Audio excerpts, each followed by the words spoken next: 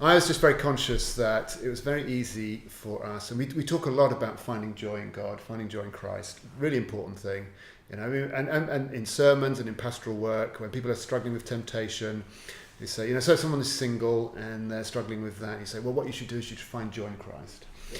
But what I was very concerned about is that's a bit abstract, or you can do it makes a nice rhetorical flourish to the conclusion of your sermon. What does it mean? Yeah. What do you actually do with it? Yeah. And I'd imagine people going home and sort of sitting at home trying to find joy in God, right. Whatever that means.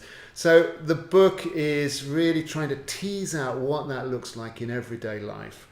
And one of its kind of central ideas is that God is intimately involved in our lives. That living in relationship with God is not just about having a great emotional experience when the music is playing in church. Great, that's great. Nor is it about hearing voices from God. That I think we've in a lot of these debates it gets very narrowed into that kind of. But actually, there's just this myriad of ways in which God is interacting with us, and we've got the opportunity to respond and enjoy Him and enjoy a relationship with Him. But the other thing, really key, is that is a Trinitarian relationship, and that I think there's too often we're trying to relate to God as this kind of generic entity, but Christian theology has always said that the essence of God, the godness of God, is unknowable. We've just got no way of connecting with it.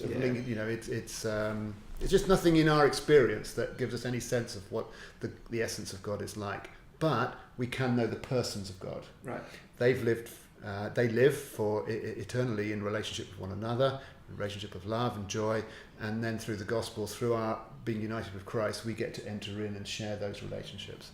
All of that's kind of slightly kind of sort of heavy-duty theology, as it were, but it cashes out in a very simple principle that I then try and work out in the book, which is, if you want to enjoy God, it really helps if you think about how the Father is relating to you, how you can respond, how the Son is relating to you, how you can respond, and how the Spirit is relating, and how you can respond.